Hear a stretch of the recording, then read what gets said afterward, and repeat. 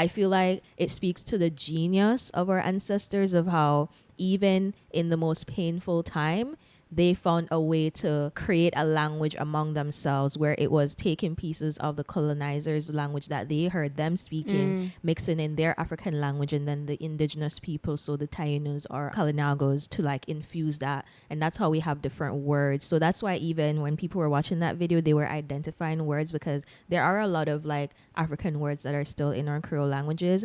And what made me realize or get an interest in Creole is I noticed how different it was from the quote unquote STEM language, in that the grammar part of it is very different, which is why it is very much a legitimate language. The tonality is very much more on African language side.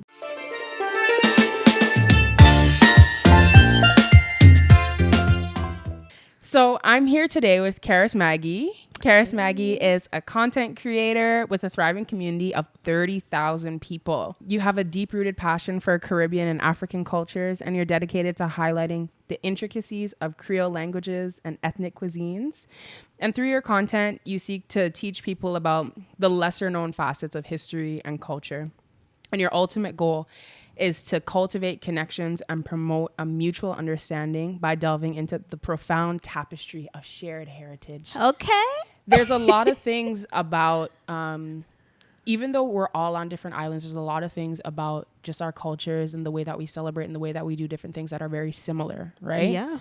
And that's something that people wouldn't even know. No. There's languages and stuff that divide us. There's the water that divides us, or some people say the water connects us. But yeah, I think it's so cool what you're doing. I'm a fan of your work. Oh, thank you. I watched your YouTube video where you talked, you spoke to someone from, I believe it was Mauritius. Yes. And you guys compared the Creoles, and to be able to like explain, this is how you say this in Haitian Creole, this is how you say this in Mauritian Creole. So I'm excited to talk to you today, a little bit more about what you do and the work that you share with people. Maggie is Haitian and Guyanese, but she grew up in Jamaica, which is why she has a very strong Jamaican accent. Yes. And you grew up all across the Caribbean, different parts of the Caribbean. Tell me a little bit about your upbringing across the Caribbean and the different islands that you were raised in or that you lived in.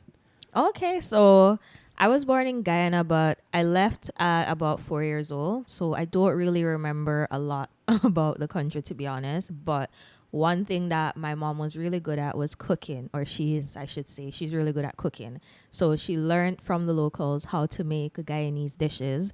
And so whenever we moved to different places, the menu never get boring. So in Jamaica, I was eating Jamaican food, I was eating Haitian food, and I was getting Guyanese food as well.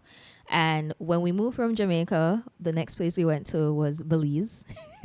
And then that was another culture to adapt to, another place to get How food old from. are you when you guys moved to Belize? I was, I think, 16. So you have an online community of 30,000 people. First of all, congratulations. That's amazing. Thank you. Caribbean, African, diaspora, culture, language, that stuff. So first of all, how did you even start community? Like, what was in your mind when you started that? What was the reason behind it? That's a good question. So to be honest with you, the goal at first wasn't to share like culture.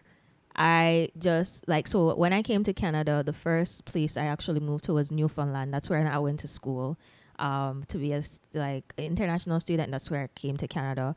And while I was there, I was meeting other international students from different parts of the world. And a common pet peeve all of us had was how everyone kind of boxed us together, assume, if you have this accent, the only Caribbean country everyone seemed to know is Jamaica. Mm-hmm. Whereas a lot of the people at my school who were from the Caribbean were from Barbados or Belize. There was probably one Jamaican. Oh, wow. So it was things like that kind of piqued my interest in culture. But when I did start the YouTube channel, it's because I had people reaching out to me and asking me about how to move to Canada as a student. So I kind of started it. Cool. Yeah, it was I remembered how I use YouTube is when I want to know something. So I'm you know what? So people can stop asking me the same thing over and over. I have to repeat myself. Mm-hmm. Let me make a video and then I can just share a link. So that's kind of how it started. But it was really when I graduated and I was just thinking about my time there as an international student, how yes, we were doing these cultural events every year, but there was still that missing piece that people still didn't really know about each other. We were seeing that there were a lot of similarities between us, yes, but there was still some sort of like ignorance, not only for our culture, but even with me living in Newfoundland, I realized, I've been here for 4 years. I don't think I know a lot about Newfoundland itself. So the first episode I did was how to speak like a Newfoundlander. Oh, that's so Yeah, cool. that's I what think kicked I it saw off. that on your channel. Yeah. So that's what kicked off kind of like your language series, or just the entire channel? Just the entire series. So the channel started from 2016 and I was mainly doing like how to move to Canada as a student. It was like very Disney Channel, Nickelodeon, like I'm a series girl. So any content I did at the time, it was like in a series base. So I had a series called Surviving University. I had like a bunch of different series I experimented with, and then it transitioned to the cultural stuff when I graduated in 2018. And I saw the one that you did with the Mauritius Creole versus Haitian Creole, and that was like your biggest episode. Yes. One of the things that was really cool about that is just seeing the similarities and the differences between the Creoles. And then you did one with St. Lucian Creole. I don't know if you have one with Dominica. Not Creole. yet. Maybe in the future. Yeah. But it's just so cool, like the learning more about the Creole and these endangered languages. Of course, Haitian Creole is not endangered. St. Lucian Creole is not endangered because they've been passing it down from generation to generation. But one thing that I've really been looking into is some of these endangered languages. And one of the commonalities that I've seen is that the reason why some of these languages get lost is because it's considered like a rude thing to speak it to your elders, or like it's used as a secret language against the kids if they don't want the kids to know something. Right? Interesting. Yeah. So in Grenada, the Grenadian Creole was like, they have a saying like, little donkey have big ears, or like little rabbit has, like, they don't want the kids to know what they're saying, so they'll speak in the Creole if they don't want the kids to know. But even my grandmother, when I ask her about it, she's like, oh, like I don't know the Creole, like my grandparents are the ones who spoke it. Yeah. So, and then even a friend from high school, I remember one day we were walking home from school and we were just chatting, and I always remember this. She said that the language, the patois that they had, they call it patois, that they had in Dominica, it was considered rude to speak it to your elders. And then she even touched on that again a couple days ago. She said that like it means like if you're like you're acting like you're too grown if you're speaking in the Creole or the patois. Really? It's such a strange mindset, because it's like that is how languages die. And I was reading an article that said languages are living things, and so they can die. Yeah. So what's happening with a lot of these languages that are endangered is they're just dying off with the elders. You know what's so interesting? So on the flip side, a lot of these languages that I've been exploring, the main connotation that is put behind them is that they are the language of quote unquote the uneducated. And that is why it's not really encouraged or passed down, and it's just good enough for like casual settings. So to hear the other flip side, that it's seen as rude, or that you think you're too big, or even as a code language, that is really interesting. And I can see in some aspect the reason for having it as a coded language. But yes, as you said, it does cause the language to die and it's not able to pass down, because that's how we are passing down our traditions. It's just for us in this digital age that have been finding ways to kind of preserve it more, where I can now go on YouTube, find a video, I can find a blog, I can go and find a social media post. But back then it was like verbally. It's all oral history. That's why so much of it is like we don't even know. Yeah, because it's scatter about, right? Yeah. And then you're like, well, how do I cross-reference? Like you're trying to do like how we would do like university like research. Like you can't research it the same way, because it's just oral history. A lot of it is oral history passed down. And like you said, a lot of that history would be passed down in some of those languages that we spoke before. But what you said about it being like how English or proper French or whatever is considered like bigger than these Creoles is so true, because I was reading an article on that, and sometimes people kind of pushed away from speaking those like Creoles and stuff because it's like the language of poor people or whatever. You don't want to be considered like a poor person. Going off of that, I remember you touched a little bit on, I think it was a post you made on Instagram, when you're saying something about Haitian Creole and people not speaking it for like safety reasons or something like that. Oh, so like Haitian-American. So I found out that there are some of us outside of like the countries that some of us know how to speak the language, and then there are some of us who we just know how to, we understand but we don't speak.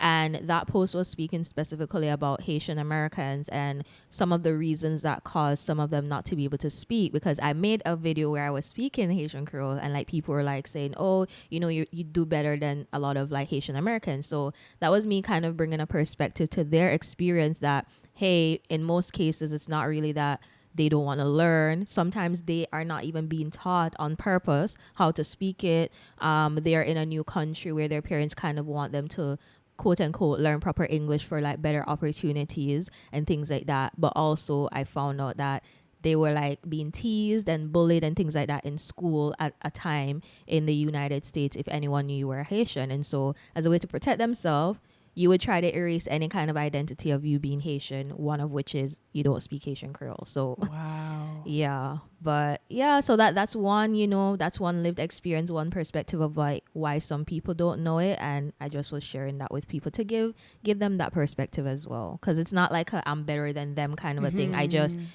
was curious, wanting to learn more. My parents happened to speak it to me, and that's another thing. It's like language shaming.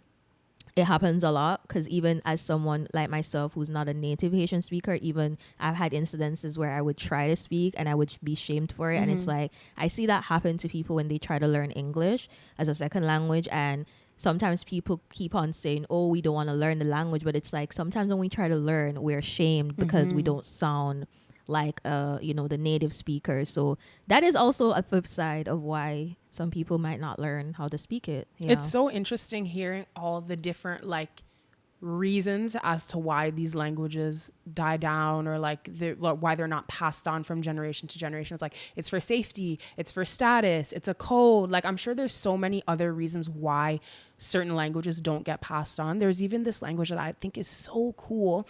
I believe the story is like there was a group of runaway slaves. They ran away to like the mountains, like the Maroon Town or something like that in Jamaica.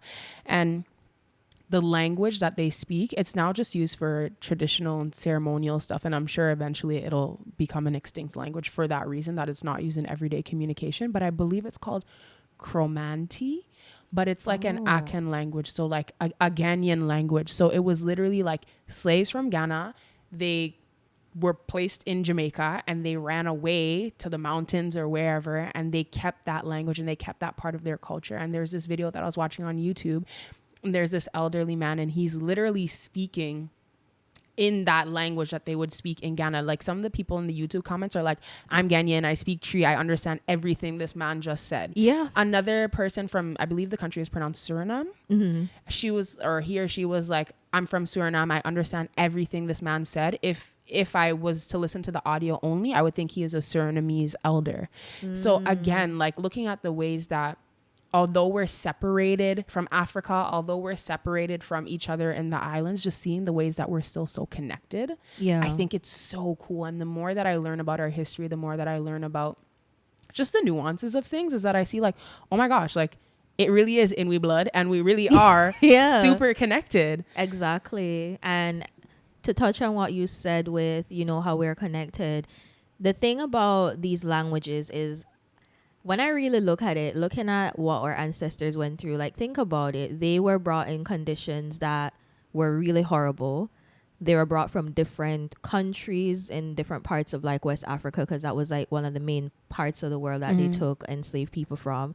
These were people who were already educated, all that. So that's one of the things like I'm trying to like also push, that we can't say the languages are that of the uneducated when these people were actually educated people. Or history didn't start with us being enslaved folks. Long before. There's a reason they went and took us and used our free labor to help build up their empires. So I feel like it speaks to the genius of our ancestors of how even in the most painful time, they found a way to create a language among themselves where it was taking pieces of the colonizers' language that they heard them speaking, mixing in their African language, and then the indigenous people, so the Taínos or Kalinagos, to like infuse that. And that's how we have different words. So that's why even when people were watching that video, they were identifying words, because there are a lot of like African words that are still in our Creole languages.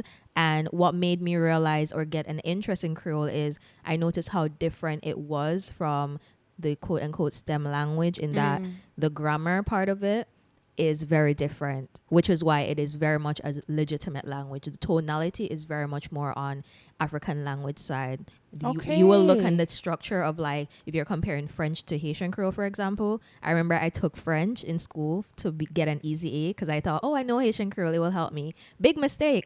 2 different languages. Wow. So that gave me that lesson, and that was also the catalyst to help me want to explore more of these languages too. So yeah. That's such a cool history lesson. I feel like we can like really dive into that, but let's just okay, so what's one of, like, for example, like maybe what's one sentence that you would say in Haitian Creole and the difference between how you would say it in French? Just something super simple. Like, I don't know, how are you or something. I don't know. It's just something easy. How are you? So, how are you in French? What is it? Comment ça va? Comment ça va? Yeah, comment ça va? And then in Haitian Creole, qui jonye, yeah. What's the difference between sac à fête and sac passé? Honestly, there's no difference. It's just different ways of saying it. Maybe it would be in like the context of who you're speaking to. Like, don't quote me on this because your girl's still learning. But that's the other thing. You know, we have different ways of how we can say one thing. Yeah. Right? I'm trying to find an example of like a sentence of how it's different from. Okay, so perfect example. We know in French and like Spanish, for example, they conjugate. Okay. So manger is it you know, if you're talking about to eat, the verb to eat is manger. In Haitian Creole, we don't do the whole conjugating of like, oh, when it's a woman or a man, this is how it is. If it's plural, if it's for we or they, it's just manger, and you're using the noun. So manger, I am eating. So that up in that sentence is like the indicator marker for I am. So manger, that was French or that was Haitian Creole? That's Haitian Creole. So I believe the French, I am eating. Je suis mange. To be honest, I just did good in French in grade 7 and it was a long time ago. Like, I'm such a rebel that like everything I learned about French, like, okay, it's Haitian Creole time now. Like, I'm like forgetting a lot of the stuff. But like, that's what I noticed. It's like really what I looked at is they really try to simplify the language in a way that made sense while also keeping parts of our African roots in the tonality, just the vibe, the way you speak. So yeah, it's just very different languages, but beautiful languages to know. Yeah. One of my goals, honestly, is to actually learn how to speak Creole. Is like it pronounced Creole or Creole? Which one? Oh, there's difference. Some you say Creole, some you say Creole. So Belize is, I think it's pronounced the same. Sometimes the spelling is just different. Yeah. So you have Creole. In Haitian Creole, it would be Krowol. No, Kreyol. Creole. Yeah. Then St. Lucians, they don't use R's. Okay. It's replaced with W. So it would be Kweyol. Okay. In St. Lucian Creole. And then Belizean Creole, it's spelled Krol.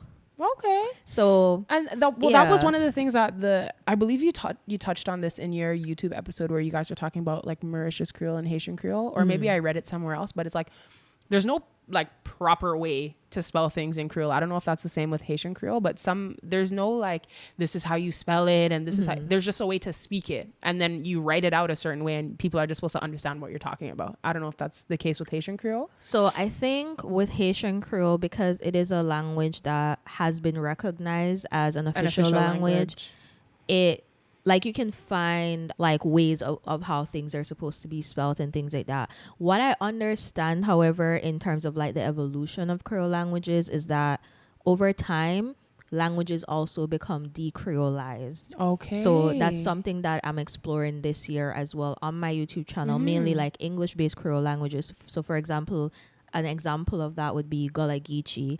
It is an English-based Creole language that is spoken in the United States. And a lot of the words and phrases that would be used today seem to be more on the side of like English. But if you're speaking to older people, it is more Creolized. Which part of the United States? I can't remember. Is there a certain group of people that speak that? Yes. And I just can't remember. Like okay. I'm literally in the middle of editing the video. It's okay, yeah. But I'll put the link to that video when it comes out, but in like the description. It's like one of those things where like over time the languages are evolving, so the changes in the spelling also happens. So that's why when it's easy for people to speak these languages because we weren't necessarily taught it like how we were taught English, of how to spell and write it. So that's even for me, like one of the reasons, like my journey of like properly learning Haitian Creole is learning how to read and write it, because I want to be able to pronounce certain things properly too, if I'm able to see, because I'm literally learning, or how I learned how to speak Haitian Creole was like listening to my parents and just mimicking what they did. But then when you see how it's written, you're like, oh, I was saying it wrong I was pronouncing that part wrong the whole time. So I think it's just different spellings based on how the language becomes like evolving over time. But yeah, that's what I get from the conversation. That is so cool. And like, it's just so cool to realize like how deep the Creole thing runs, you know what I mean? And something that I was thinking about yesterday, as I was saying, I was having a conversation with two guests that I've had on this podcast previously, and I was saying like, it would be really cool for me to like start where we are now. So for example, Grenada, how we have like a English based Creole or whatever, like just the local colloquialisms, how we speak, and then going back to the Grenadian Creole, and then back from that again to like whatever language it is from whichever part of West Africa, you know what I mean? Just like kind of tracing. Like tracing the language back, the way that like you said, decreolized. So like starting from where we are now and then working the way back and seeing, we actually came from this part of Ghana and we used to speak this language, and then it transformed, and then all the way back to what it is, you know, today. And like you were saying, how things become decreolized, it just made me think again how languages are living things and how they can die. So even in one example, I was reading something about Grenadian Creole and how people would say like a fuss, like, and it means like the way that it was described is like extremely or like high praises. So for example, you could say like a fuss, this thing tasting good, or like, but now people would say like they drop the from what I've noticed, we just say fuss. Like, fuss are tired, fuss are hungry. You know what I mean? Like, and what in that article, what the writer was saying, what the author was saying is that he believes that it comes from the French verb like a force or something like that. I don't know. Like it was a space force. I don't know, but I never thought of that. Like there's so many things that we say just in our everyday speaking that you wouldn't even realize is Creole. So for example, one word that I learned recently a couple years ago was mawet. I'm like, what? Do you guys say mawet in Haiti? I can't I don't remember where I heard it, but I've heard the term before. Yeah, like, so, and I didn't realize that was Creole. I'm just kind of like, okay, well, that's just how we speak. But like, you would say mawet as in like you're making like shoppiness, like you're going to make mawet, you know, like.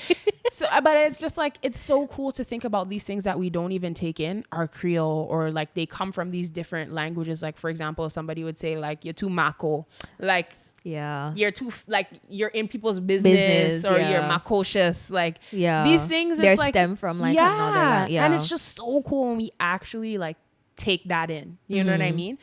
One of the things that you were talking about before we got here is you were saying, you know, just getting back into talking about Carnival and stuff like that, you were saying that Haiti had the first Carnival, which is kind of, that's not something that we normally hear. We always, anytime we hear about Carnival, we hear like, okay, like Trinidad, everything's Trinidad. So tell me a little bit about this Carnival that Haiti had first, and like, you know, just let the people know what you have to say.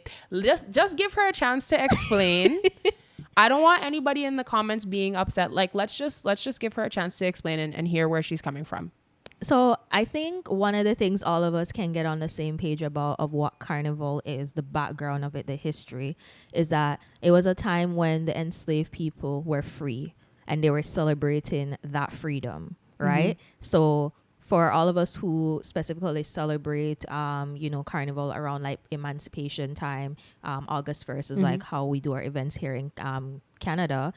For Haiti in particular, Haiti was the first Black republic in the world and also in the Caribbean to gain its independence, January 1st, 1804. Okay. How do y'all think they celebrated?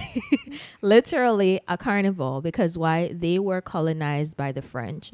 The French were known also, like everyone, when I'm hearing about Carnival and the backstory of how the festivals were like adapting, you know, what the colonizers did and all the masquerades that they did. It's the same thing, literally, that they had experienced. There is actually, just to show you how rebellious and like gangster Haitians are, there was a specific soup that Haitians were not allowed to eat. They were only preparing it for the enslaved masters, and they literally have that as that's or dish or national dish, soup jomo.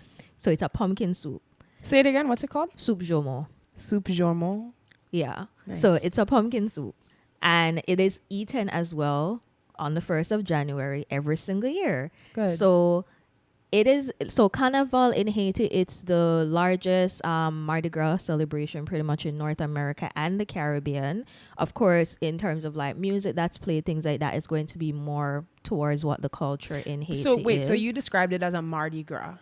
Yeah. So what would you say is the difference between like a Mardi Gras and a Carnival? Because of course, Trinidad Carnival is huge. So is there a difference between a Mardi Gras and a Carnival? So I recently found out about Carnival through, it was a documentary that I actually went and watched by a filmmaker who did about Carnival in Haiti, specifically in Jacmel, which is like, it's very big there.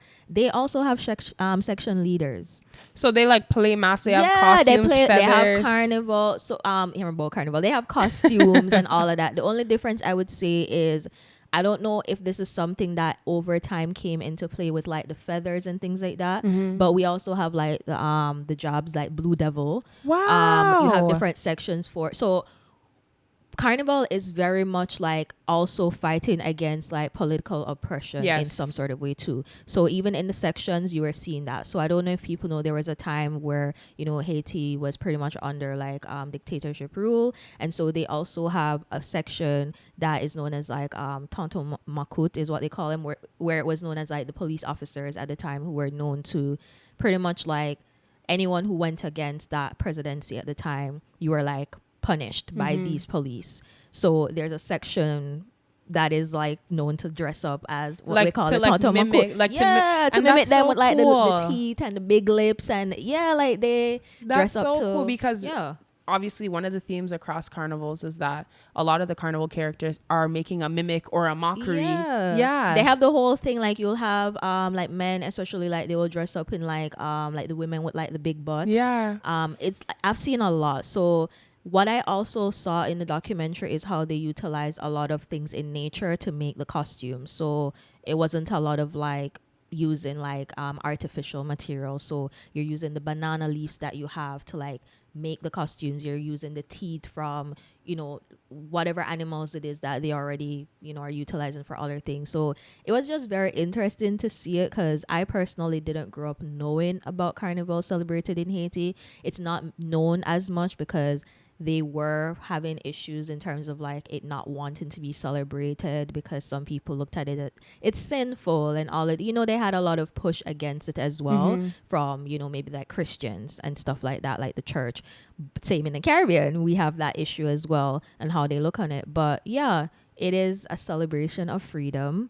And the first country who celebrated their freedom was Haiti. So incredible. Yeah, it's not a competition. It's just different. So I think that's what I keep seeing online. What I don't like is like the competition and the comparison. It's like all of us have something that's beautiful about our carnivals, that's unique about it. And I think being in a place like Toronto and like seeing when Toronto Carnival like happens, for me, it allows me to get to know other people from different countries and learn about what is Carnival like for you back home. Tell me more, because then I want to go to your place and experience it. Right? That's what I love about it. We had some technical difficulties, but guess what? When Jesus say yes, nobody can say no. Okay. So before we got cut off, I think, I was just sharing with you that documentary and, you know, the different things I was learning, and I could see a lot of similarities. And one of the things I think I forgot to mention was how I even saw one of the sections, they had like, I don't even know, what is it, tar that they use just to make their skins completely black? Sometimes they use charcoal mixed with baby oil, but traditionally they use like old engine oil, if you're talking about spice mask specifically. Okay, so I saw a section for that. And what was beautiful is like at the end of the documentary, when everything is all finished, they all run to the beach. Yeah. And like just wash off, and it's like that final release. Yeah. Oh my gosh. That was wow. beautiful. Oh, they made that like so you're talking about the documentary. The hate for the Haiti. Yeah. That's incredible. One of the things though that I've been hearing that they're trying to transition away from in Grenada is the engine oil for that specific reason in terms of sustainability. So it's not good for our ocean ecosystem to be having the car engine oil in it. So we're really trying to like start transitioning to charcoal mixed with like any kind of oil, baby oil, vegetable oil, whatever, so you get the sheen. Okay. And then it's so much easier to come off too, right? Yeah. You just jump in the sea, it's charcoal, it's fine, it's still natural, instead of it being like engine oil in the sea. Like we don't want the oil in the ocean, right? So I'm starting to see that transition happening, and I'm hoping that over time we can eventually like fully transition over to charcoal, although at first I was kind of resistant to it because I'm like, oh, it doesn't look the same.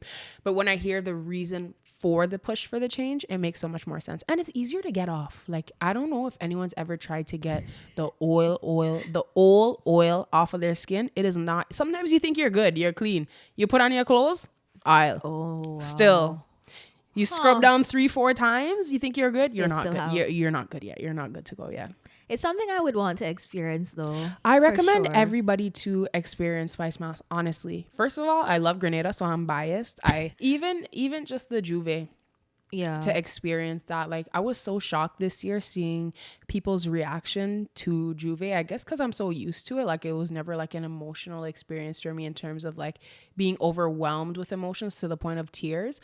But I saw a lot of the people who went down to kind of cover it. They had like a spice mask press posse. So they had media, content creators and stuff like that. I'm sure you might be a good fit for that too. Hey, holla at me. Yeah. So they had people covering, and I saw some of them like showing that they were like crying, like not like bawling, but like being overwhelmed with emotions. And I remember I was even talking to somebody who went there, and she was saying like, yeah, like I just felt overwhelmed with emotions, and I kind of had to, she said she was trying to hold it back at first because she didn't want nobody to see her crying, and you know, like your face is black, you don't want the tear streaks and stuff. But she said, yeah, she kind of had to let out like a couple of tears because it was like overwhelming, like she was just overwhelmed with emotions. And I was like, wow.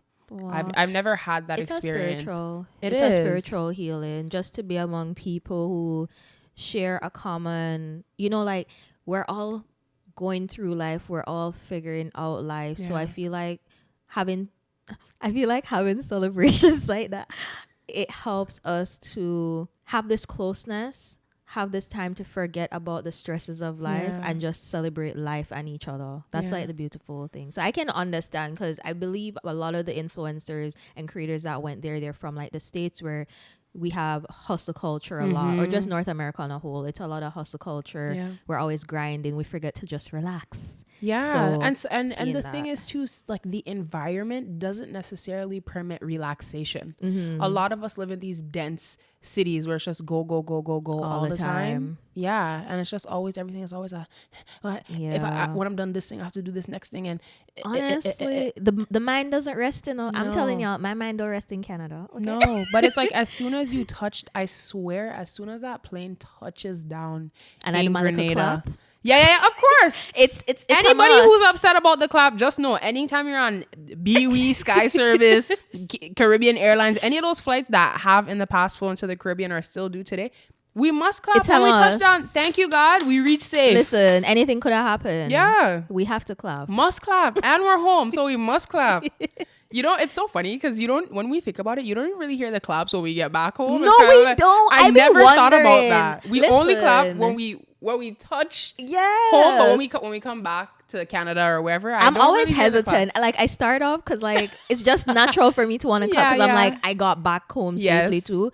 And then no one else is clapping. I'm like, all right, then whatever. The claps to when you touch down back home is a different type of enthusiasm. Yes. Yeah, because I don't know. It's just, I will be one to clap forever. I don't care. Like all the time. And as soon as, for me, the experience of, I don't know what it's like in Haiti and different islands, but like the airport in Grenada, like the airplane doors open and you're just outside. Like there's no bridge or nothing.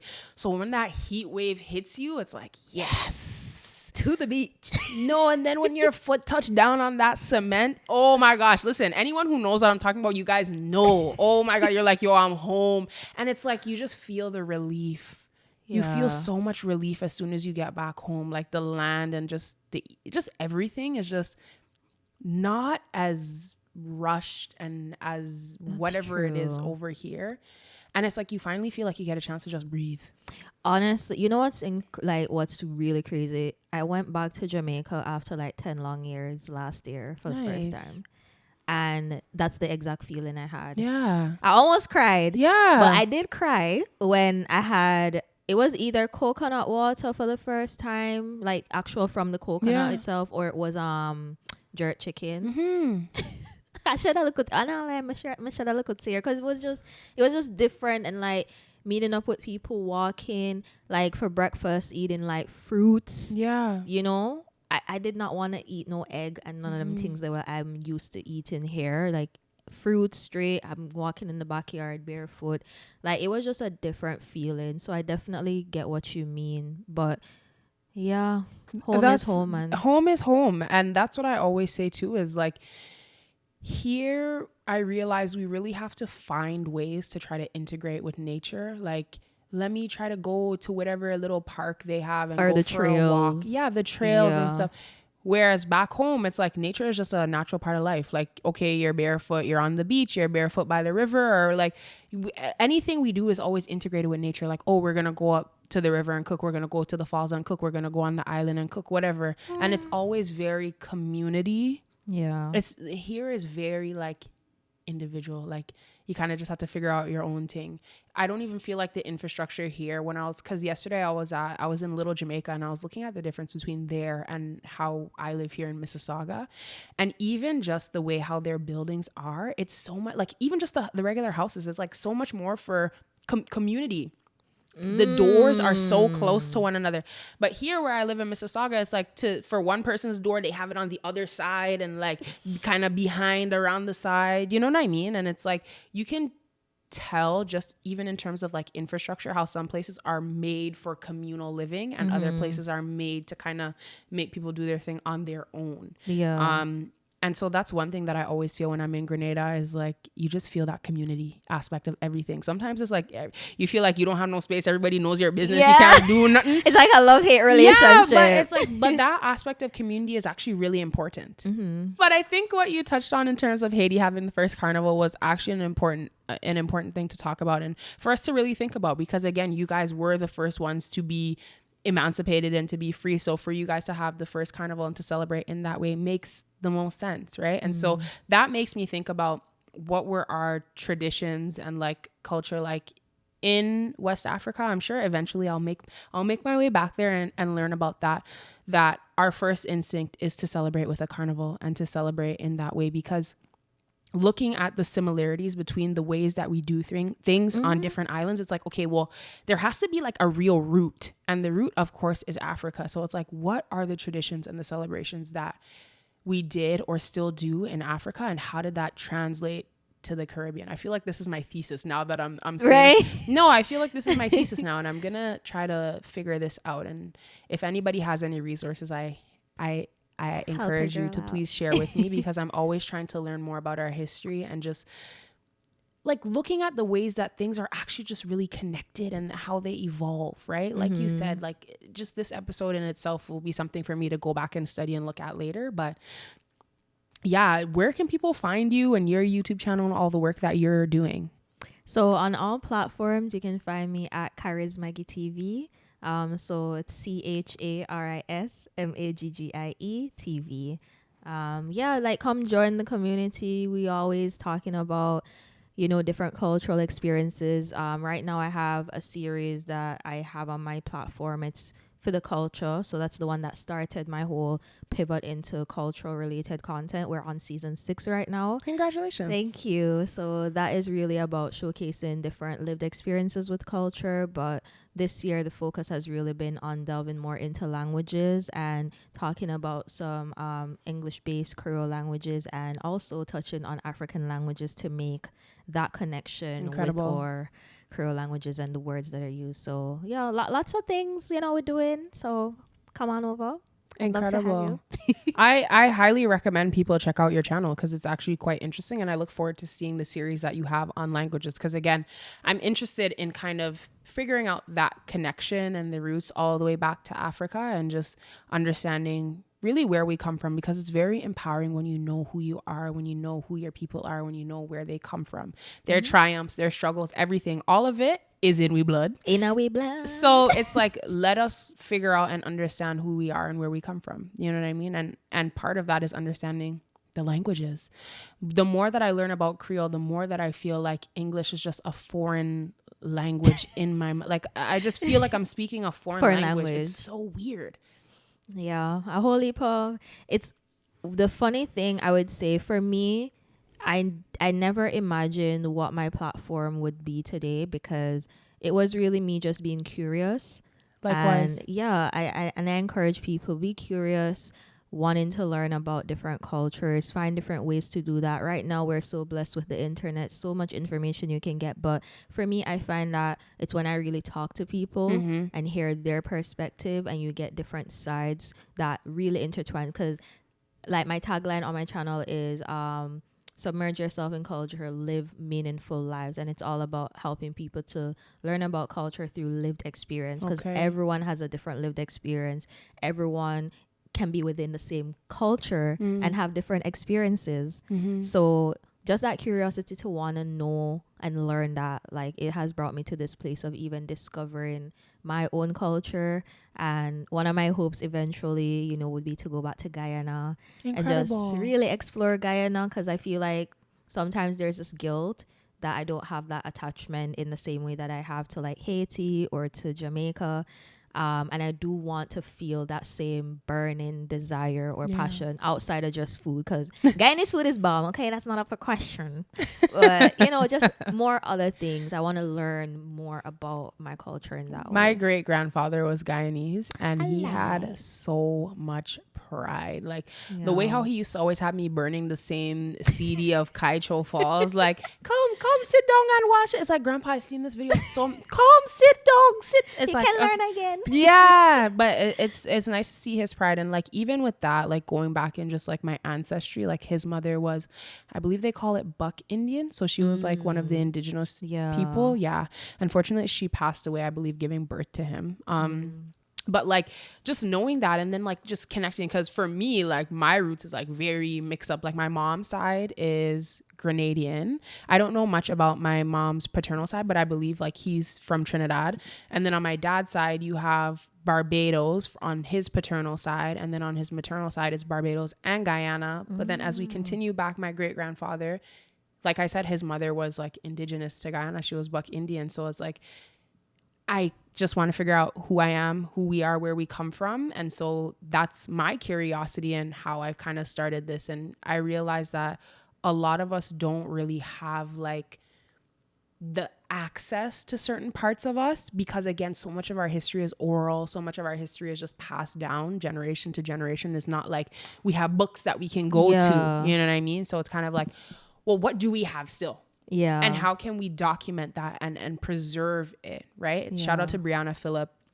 She was the first person who really kind of like put this in my heart. We were going to do a podcast together. It never ended up happening. Maybe one day in the future we can do something, but she really wanted to have like a platform where we like speak to elders and we learn like about our history and, like you were saying, like their lived experiences and stuff. And we just have it documented somewhere and preserved somewhere, because again, much like the languages, things die with elders. You know, some people don't want to share their recipes. It's their secret recipe. My my great grandmother, she always gets so upset because she's like, your recipe is going to die with you if you do not share it with your family, if you do not share it with people, if you don't write it down. Right. So for me, even thinking about that, you know, God willing, I'll be able to be a elderly person and a tanty one day, and making sure that I'm being intentional about passing things down, because if you don't pass it down, it just withers away with you, right? Exactly. So everything that I will learn, hopefully throughout the course of my life, about who we are, where we come from, like this attempt to reconnect to that line of and that history, and like really being intentional about, first of all, preserving it and then passing it down. Like, I feel like it's really important for us to remember we have to keep it going, because if we stop, it just dies. It just dies. That's important. So yeah, with what you're doing with your platform, like, it was definitely a good idea. I'm glad that you brought it. Thank you. You know, it came from an idea to something you're executing, and that it, you know, things like this will inspire even other people that maybe there are ways that they want to also share and explore culture, or like document culture. And we all have a part that we can play in preserving our culture, whether it's through videos, whether it's through photography, vocal, you know, audio based content, whatever it is. If you are someone that has that desire, don't let anything stop you from doing that. And especially, I want to chime in on that, especially don't let fear stop you. If you guys know the amount of technical difficulties I have to even try to do this podcast, even this episode alone, my son and my siblings are calling me, oh, we're hungry, can you order pizza? We have to stop recording, the camera battery dies. Like, but you know what? We keep going. Yeah. More times I don't even know how to do half of this technical stuff. I'm setting up the microphone. I'm like, yo, I think I forgot how to do this. I'm just still trying to figure it out. You know what I mean? But it's like, don't let the fear of not being an expert in how to like bring your thing to life stop you from doing it, because you'll figure it out as you go. So there's the saying, the only way to learn how to chop down a tree is to chop down a tree. Like, you just have to do it. And I always say, in anything that you feel a burning desire and excitement to do, there's gonna be, in the program, in the matrix, whatever you want to call it, there's gonna be an aspect of fear. There's gonna be that roadblock that you have to get over. And when you push past that and you still do the thing anyway, it's like magical on the other side. Truly. And I'm sure you experience that with your YouTube channel and your content creation journey. You know, sometimes there's like thoughts that are like, hey, like, who am I to even try to do this or whatever? But it's like, yo, you have to have the audacity. A lot of times. You actually have to have the audacity to say, well, who am I to not do that, actually? Because my community needs me. Your community needs you to share more about Creole languages. My community needs me to help facilitate these conversations so that we can all learn together. You know what I mean? And when we don't do the thing, when we make fear stop us, then it's like we're taking that away from our community, because it's like, what if we don't even know what it could evolve into? Like you said, you never knew your channel. First of all, you have 30,000 supporters across your platform. The day that you first started posting and you got like 50, 25, 15 views, you never knew that it would grow to that, but you just kept going, right? Yeah. And there will be times when you want to give up. There will be times like you don't know what you want to do. Like, I am, at this point, I call myself like the pivot queen, because I pivoted so much. The amount of times I tried different content and I found the one that really stuck, and it's talking about culture and sharing my culture, just having people learn. And the gap that I saw was there was too much separation and competition, and it's like, at the end of the day, we're not each other's enemies. We all have a common culture, you know, shared lived experiences, and it's a matter of understanding each other more so that we can find ways to live together, to build community, especially when you're moving away from home and you're coming to a place like Canada that's like more diverse and has so many different cultures. By you knowing how to understand different people's culture, all of this friction that we have so much can, you know, sometimes be just sorted out. Because I'm tired. I don't know what you know, but I'm tired of the wars and the arguments that everything's always a fight up, like, for no reason. We have so many other things we could put our energy into, and having a competition amongst ourselves of who has the best this and the best, like, that should not be the conversation. It's, I want to learn more about your culture. I want to learn more about your food. I want to, whatever it is, we can find ways to uplift each other while sharing our culture so more people know. And that's all I'm really trying to do at the end of the day. And hopefully it resonates with people, and, you know, the mission does its thing. But I'm with you, girl. Thank you so much for your time. Thank you. I had so much fun with you today. Thank you, everybody, for listening. And thank you for your support on these episodes. I really didn't know that it would be received like this by the community. But now, I mean, I wasn't going to stop, but now I really can't stop. So thank you.